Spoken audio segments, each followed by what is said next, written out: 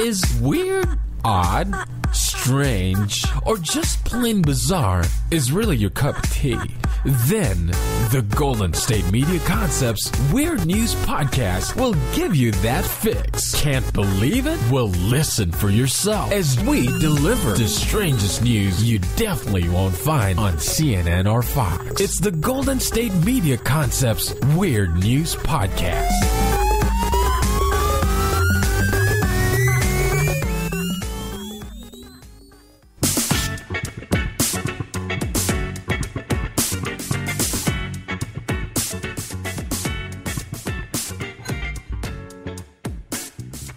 Hello and welcome to the GSMC Weird News Podcast, brought to you by the GSMC Podcast Network. I am your host, Sarah, and I have to start with this very strange story. Have you seen the video of Dennis Rodman and his arm and cigars?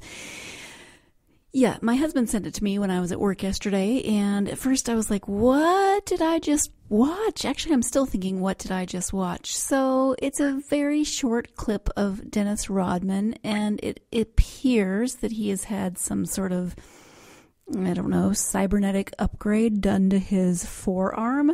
So he's sitting on a couch, a chair, whatever, it doesn't matter. He's sitting in the video, and he has his arm palm, his hand is palm up, so his forearm is also facing up, and this little compartment opens in his forearm.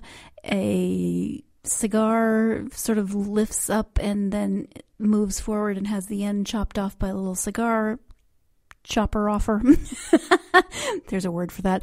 And then he takes the cigar, and the thing closes up, and he's all set to go. Now, I have no idea if this is a real video. I have no idea if this is a prank of some sort. I don't even really care because, well, no, I mean, I do care. It's, I guess, sort of funny if it's a prank. I don't know the answer to that. It's insanely stupid and inane if it isn't a prank. I mean, really? Why?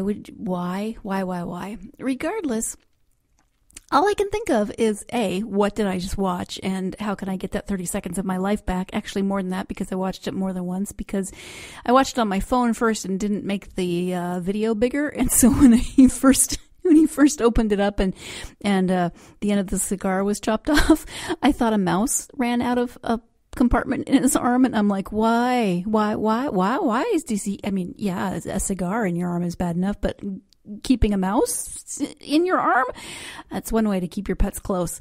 But let's just say it's real. And Dennis Rodman went to the trouble of having this implanted. I don't even know if that's possible. Why? If you're gonna have something, if you want to be cybernetic in some way, do something practical. Maybe people think this is practical, but there's got to be other things I know I'm not making much sense because I am flabbergasted. I've been thinking about this since yesterday, and I still can't come up with a coherent sentence. My husband jokingly said, at least make it a hot dog cooker. This be the same shape.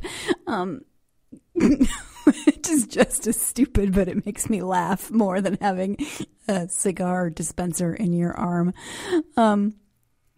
Again, I don't know if it's true. I did a quick search to see if there was anything about it being faked or if anybody had said anything about it being a fake, and just found some really weird comments that I didn't feel like slogging through, of people making their troll-like opinions known on the internet. And yeah, granted, the story is troll-worthy, but these weren't even good troll comments. They were just your usual, here I am, I'm gonna blah, blah, blah, on the internet because I can, and I will say things that make absolutely no sense and are incredibly rude and pointless. So I didn't slog through too many of those. So again, I have no idea if this is real, and I do care. I keep saying that I don't care, but I do kind of care. Or do I not care? If it is real, I think it's insanely stupid. If it's not real, it's kind of a funny prank, but wow. But either way, somebody has too much time on his hands. If it's fake, somebody has too much time on his hands to make that video.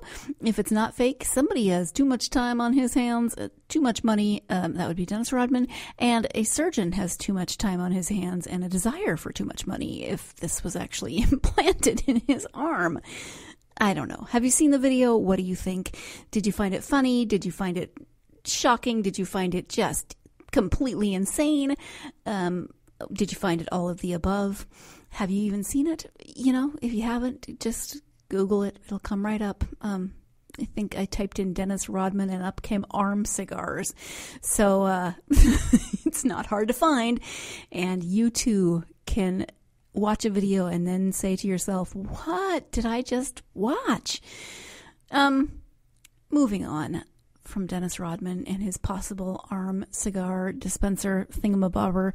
This past Friday was Friday the 13th, and it had a full moon. First, I am wondering if you are a believer or a fan of Friday the 13th, if this is a date that freaks you out or if it's a date that you find cool and fun and, kind of something to celebrate. It as I said, it was Friday the 13th with a full moon, which will not happen again until the year 2049. So while Fridays the 13th happen fairly regularly, Friday the 13th with a full moon will not happen again for another 30 years. Can I do math? Yeah, 30 years. So that is interesting. I am curious to know if you have any weird news stories that happened to you on Friday the 13th. I just had a regular Friday. I can't think of anything strange that happened. I know that teachers, social workers, medical personnel that I know complain that full moon is crazy making for your patients or students or what have you. And so I can only imagine that Friday the 13th with a full moon would make everything even that much more crazy. But I did not have any personal experiences of Friday the 13th. If you did, I would love to hear them. No, wait, let me clarify that. If you had something strange or odd happen to you, but, if you just want to tell me Friday the 13th, like horror movie type stories, I don't want to hear them because I'm a wimp and I don't like gore. So I have to put a qualifier on my asking for stories. So I don't have any weird news stories for you from Friday the 13th, but I do have another theft story for you from Florida. If you remember, in a recent episode, we talked about $2 million worth of shapewear being stolen from a Florida warehouse. Well, now this story comes to us from Miami Gardens, Florida, and police say that thieves stole up to $80,000 in merchandise from a wig warehouse. Okay, here's my theory.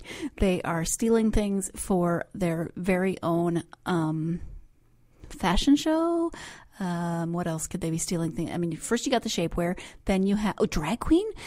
Maybe this sounds very exciting. I'm waiting to find out what all of these thefts are going to create, what kind of fabulous event they're going to create.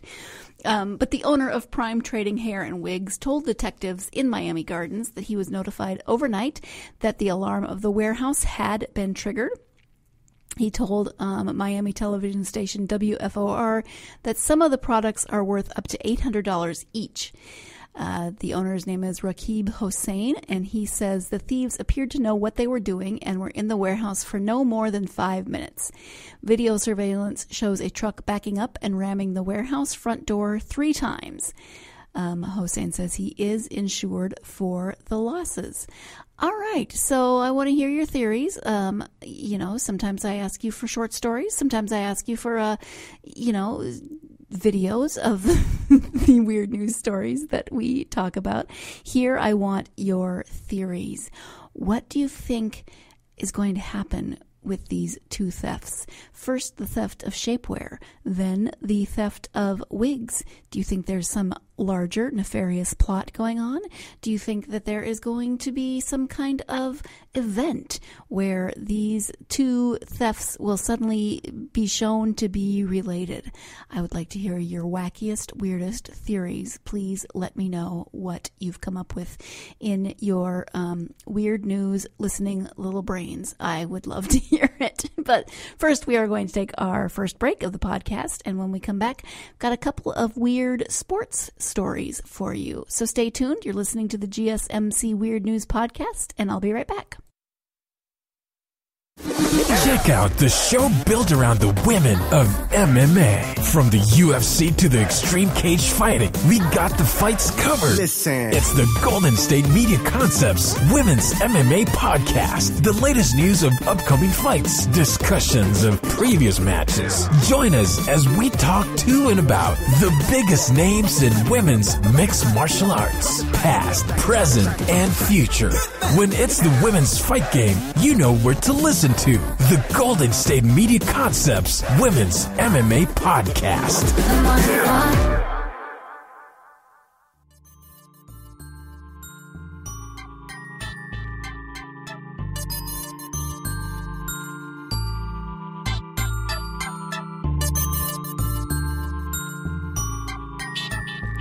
Welcome back to the GSMC Weird News Podcast. Before the break, I said that we would be talking about some weird sports stories, and that is, in fact, what we'll be covering next in this segment. And the first story regards running a marathon, and as if that weren't hard enough, there's an added element of difficulty in this marathon running. First off, I have never run a marathon. I've never run a half marathon. If you are a marathon runner, I'm wondering what you might think of this story. A marathon is 26, what is it, 26.3? 26 point, I don't know. It's 26 something miles. A half marathon, of course, is 13. Then you've got your 10Ks, your 5Ks, your shorter runs. But I don't even want to do a 5K or even a 3K with this. This story comes to us from Nairobi. And an accountant, an entrepreneur, and a boxing executive are among 20 friends running the Cape Town Marathon. But they're not just running the Cape Town Marathon, they're running the marathon with saplings strapped to their backs. Or they ran the marathon, because the story is from September 15th. So they have actually run the marathon. The group are promoting the planting of native trees amid a nationwide push to replace invasive species with indigenous ones to cope with drought and climate change. Okay, so see, there is a perfectly great reason for this. They're raising awareness. They are doing so in a way that catches your attention. I can appreciate that. But saplings at least aren't like, I don't know, even I was picturing more like something akin to like a caber toss in Scottish games, but a sapling could still be fairly hefty, I would imagine. Last year, Cape Town suffered its worst drought in a century, nearly running out of water and forcing authorities to enforce severe water rationing and set up public water points. Businesses then put in $3.7 million into a fund to eradicate invasive water-hungry trees around Cape Town, a move that would top up reservoirs with billions of liters of water. Activist and tree grower Siabulela Sokomani, who is running carrying a wild olive, said the group of friends is raising cash to plant 2,000 trees in one of Cape Town's biggest townships, where many of them come from. The 34-year-old entrepreneur attended school there and was inspired by a teacher who started an environmental club. There were no trees in the township where I grew up, he said. Now Sokomani has tattoos of his favorites, the coral tree, speckboom, and acacia, twining across his shoulders. The speckboom is a favorite at Sokomani's Shoots and Roots nursery. Speck boom can grow almost anywhere and absorbs carbon dioxide from the atmosphere faster than most other trees in dry conditions, the United Nations says. Last year, Sokomani went back to his school to plant 67 trees on Mandela Day, symbolizing the 67 years that Mandela spent in public service. He co-founded Township Farmers in 2017 to teach children about agriculture and plant trees in schools. From 2001 to 2018, South Africa lost 1.34 million hectares of tree cover, equivalent to a 22% decrease since 2000, according to Global Forest Watch. So again, this is actually for a great cause, and it's raising awareness. People are, it's raising awareness, it's raising money, it is moving to make things better and making things better in a place where many of the runners are from. I just still think running a marathon is hard enough, and then strapping a tree to your back, unless it's a teeny tiny little bonsai tree. I don't want to strap a tree to my back to run, but I commend these 20 friends for doing so to raise awareness for a cause that they clearly believe in.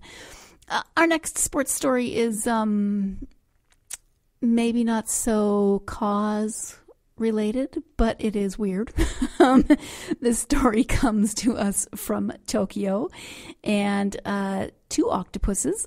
Again, Heidi and I talked about this on an episode a while back. I grew up always being told it was octopi, and now suddenly octopuses is correct, but whatever. 2 octopuses in Obira on the northern Japanese island of Hokkaido have predicted the hosts of the Rugby World Cup will not progress from their pool when the tournament begins later this month. How? This just brings up all sorts of questions. Are they prophesying octopus? Have they predicted other things? How do they relay their information? How do they get their information? Well, let's find out.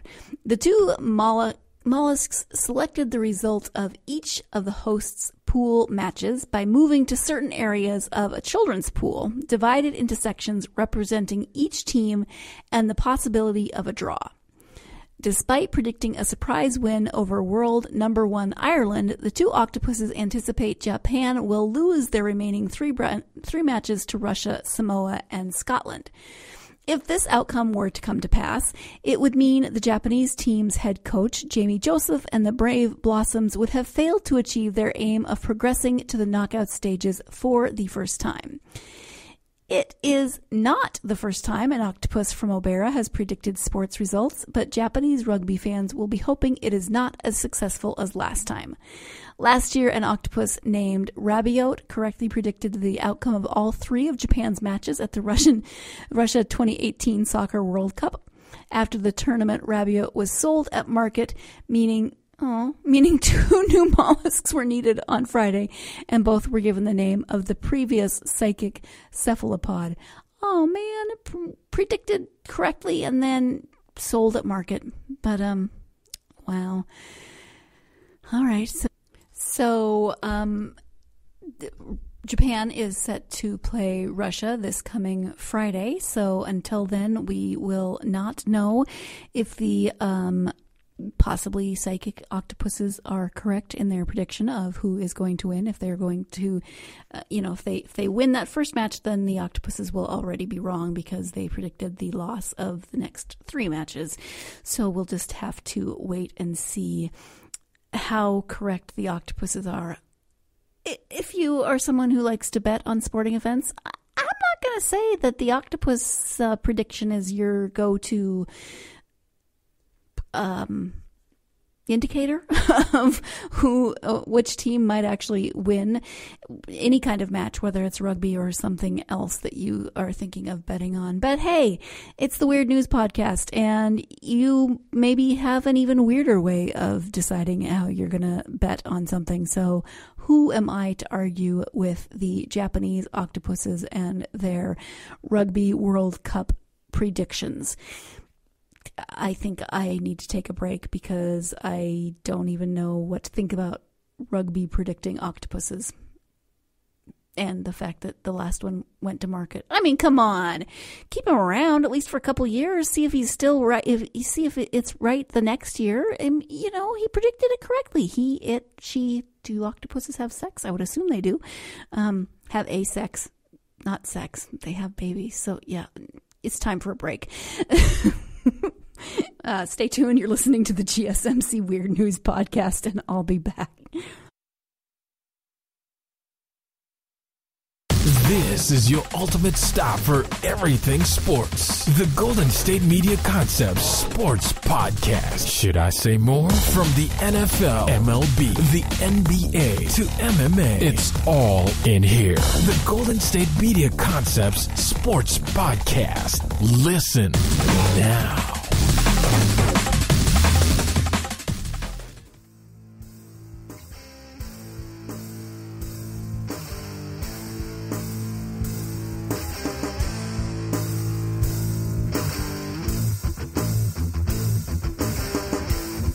Welcome back to the GSMC Weird News Podcast. Our next story involves yet another theft. This theft did not take place in Florida, although if it did, I would like to see how you incorporate this into your wild and crazy conspiracy theories about what the thefts are leading up to. This story actually instead comes to us from England, and what was stolen was a gold toilet. I mean, hey, if you're gonna steal something, a gold toilet makes about as much sense as anything else, right? Especially, well, if it's a solid gold toilet, wouldn't it weigh just a lot? These are the questions. These are the things that I have that run through my mind. I don't know if they run through other people's minds. Probably you have more intelligent questions than I do. But see, the first thing for me would be, if it's a solid gold toilet, how do you even lift it up to get it out? And what? Who has a solid gold toilet? Well, I'm sure people have solid gold toilets. Those people just aren't me. Maybe they're you. If you have one, let me know. At any rate, the toilet itself was made by Italian artist Maurizio Catalan, is valued at £4.8 million. So, okay, so it's not just a golden toilet, it's a golden toilet made or designed, made by an artist. Okay. And it's very lovely, very shiny. What do you use to clean a gold toilet? That's my next question. You don't want to. Does gold tarnish? Does it do you have to use some special cleaning solution on it? Anyway, the artwork, which is fully functioning and called America, the toilet is called America. Okay, was taken in the early hours of Saturday. Thames Valley Police said it was taken from Blenheim Palace. It is an 18-karat gold toilet. Officers are still looking for the stolen loo. It was installed opposite the room in which Sir Winston Churchill was born at the 18th century Oxfordshire estate. Is that a statement of some kind? I don't know. Oh, people are weird. But that's okay, because then I have weird news stories to talk about. So its removal caused significant flood damage because it had been plumbed in for visitors to use. As I said, it was made by Italian conceptual artist Maurizio Catalan and is worth about £4.8 million. That's from Blenheim Palace Chief Executive Dominic Hare, who confirmed that amount.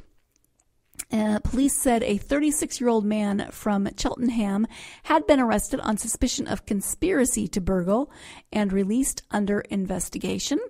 Another man, 66, was arrested on suspicion of burglary and released on police bail until October 9th. So they have arrested a couple of suspects.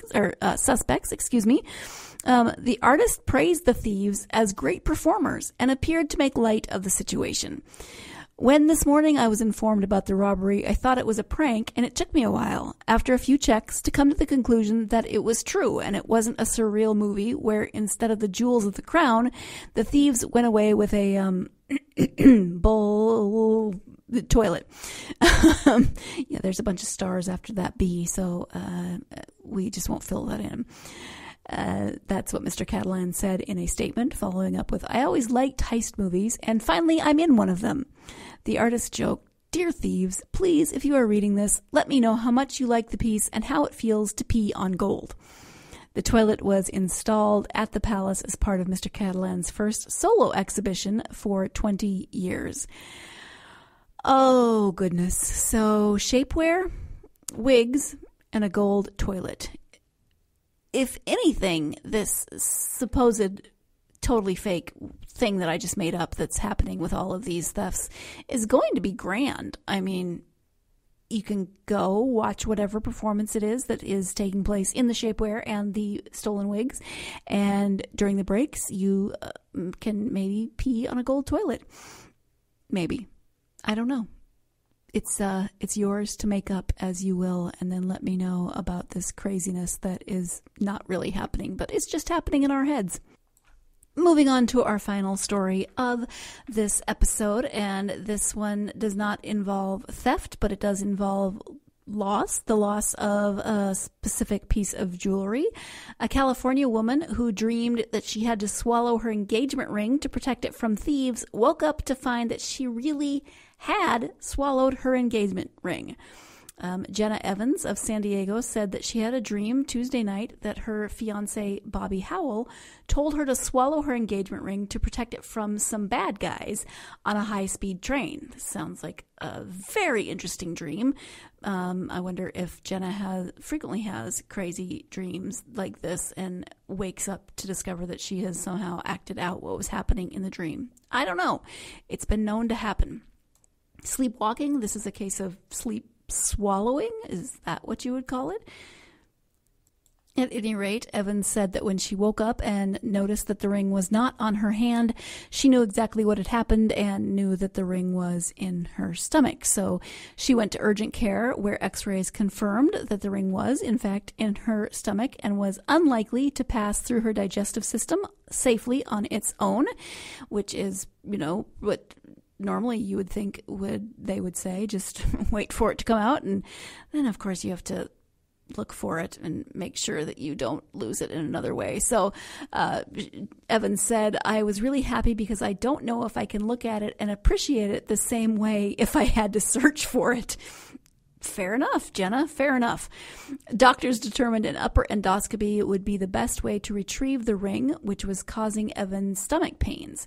The surgery was successful and the ring was returned to Evans' finger, but she said she plans to take it off at night from now on. "I feel very grateful that I got it back, and this is a happy and funny story." Yes, it is. And, lots of people have crazy stories to, how you always say, I don't know if you always say it, but I have frequently said, and I know other people who have said, "Oh, this is a great story to tell our grandkids." Whether you or not you ever think you're going to have grandkids, you still collect those stories that potentially you could tell the grandkids or somebody else's grandkids or random people on the street. But swallowing your engagement ring because you had to protect it from the bad guys and then waking up to find out that you actually had swallowed your engagement ring. Wow, that is some pretty intense dreaming, and I am glad that it all worked out. I understand the feeling a little weird about it if she had to let it pass naturally, as it were, and then to make sure she retrieved it. I'm trying not to be too graphic. Your imaginations will do that just fine. So I have done some strange things in my sleep. Nothing that crazy. I talk in my sleep. I've always talked in my sleep. My poor sister had to share a room with me, and she woke up one night with me yanking on her arm, saying that I had to put the broom in the closet, and she wasn't letting me. So that's probably the weirdest thing I've ever done in my sleep. I've never walked in my sleep, thank goodness. My cousin just posted that she found herself outside the other night after walking in her sleep. So what is your weirdest sleep activity that you have ever done? Talking in your sleep, walking in your sleep, swallowing engagement rings in your sleep? I would love to hear them. This is the Weird News Podcast, and just throw more weird news at me. I love to hear it. At any rate, let's go ahead and wrap up this episode. Thank you so much for joining me for the GSMC Weird News Podcast. Please join me again on Thursday for another episode, and in the meantime, stay weird.